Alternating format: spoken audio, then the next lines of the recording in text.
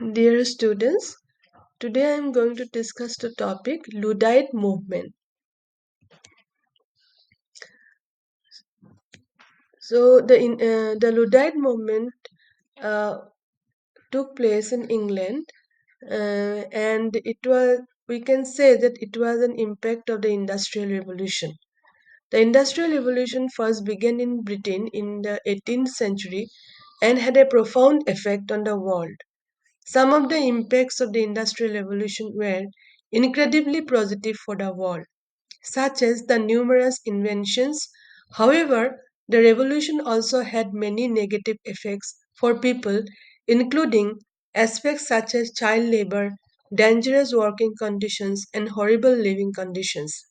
As a result of many of these negative impacts, people throughout Britain began to fight back against what they perceived to be injustices. One such group that responded to the impacts of the Industrial Revolution were the Luddites. Uprisings against the new economic structure imposed by the Industrial Revolution gave rise to the movement of the Luddites. Now, who were the Luddites? Luddites were 19th century English textile artisans who protested against newly developed labor saving machinery from 1811 to 1817. The movement can be seen as part of a rising tide of English working class discontentment in the early 19th century. A legend is associated with the name of the movement, that is Luddite, how the term Luddite is derived. Although the origin of the name Luddite is uncertain, a popular theory is that the movement is named after Ned Ludd, a youth who allegedly smashed two stocking frames in 1779 and whose name had become emblematic of machine destroyers. The name evolved into the imaginary General Ludd or King Ludd, a figure who, like Robin Hood, was reputed to live in Sherwood Forest. Nottingham's textile workers claimed to be following the orders of a mysterious General Ludd. Merchants received threatening letters addressed from Ned Ludd's office, Sherwood Forest. Newspapers reported that Ludd had been a framework knitting apprentice who had been whipped at the behest of his master, and he took his revenge by demolishing his master's machine with a hammer. The movement can be seen as part of a rising tide of English working class discontentment in the early 19th century. Since organized actions by stockingers, that is, those who used to make woolen stockings, had occurred at various times since 1675, the movements of the early 19th century must be viewed in the context of the hardships suffered by the working class during the Napoleonic Wars rather than as an absolute aversion to machinery. The early 1800s was a time of economic upheaval for English hosiers, croppers, and weavers. The decade old Napoleonic Wars had halted trade and caused food shortages, and the change in men's fashion from stockings to trousers had crippled England's hosiery industry.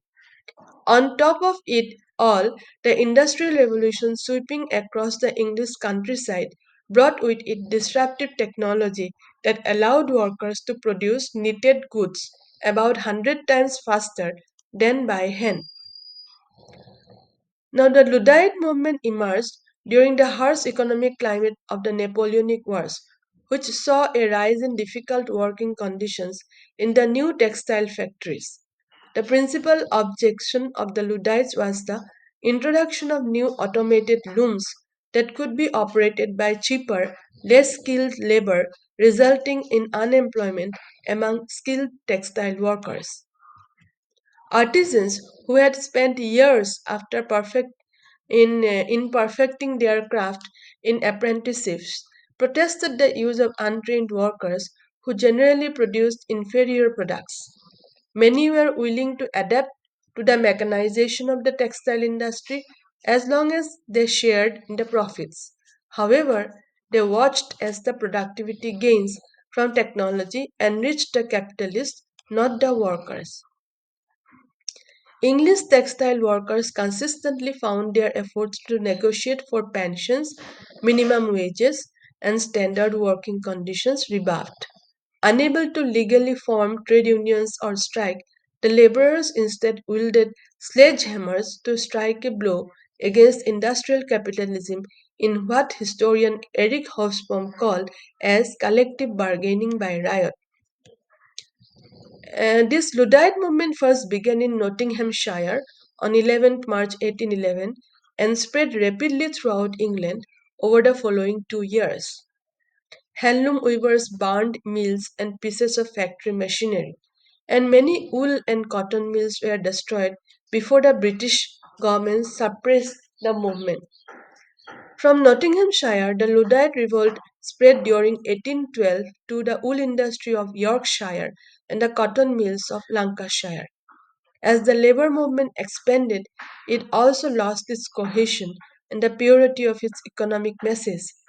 It differentiated according to region, and even within regions, it differed among people in different trades.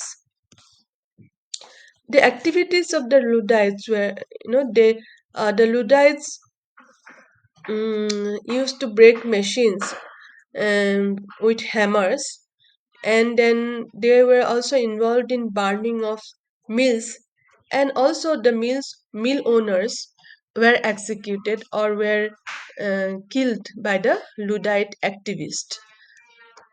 Now, in what way the government responded?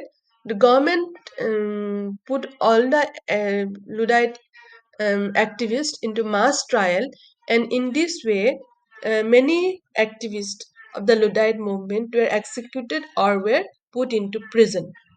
Ultimately, in 18 13, the government introduced the Frame Breaking Act, which made the breaking of machines as a capital offense. And the breaking of machines was declared as a capital offense by the introduction of the Frame Breaking Act. So in modern day usage, Luddite is a term describing those who are opposed to or slow to or adapt to or incorporate into their lifestyle industrialization, automation, computerization, or new technologies in general. Those who do not like technology. However, the Luddites did not object the use of a new kind of machine. The Luddites did not object the use of a new kind of machine, but they objected to the use of existing machines in ways that reduced their wages and produced shoddy clothing. So, the Luddite movement was a movement which emerged during the post industrial revolution era, and it was mainly against the introduction of machines in the factories, and uh, as the Luddites were expert artisans, and they practiced their craft for years. They feared that the introduction of machines would harm their craft, and their source of livelihood uh, would be snatched from them by the introduction of the machines. So it was a movement against the industrial capitalist, and even though the movement failed to achieve its objectives, but later on, mm, new changes came. Many changes came in the factories of England because of this movement.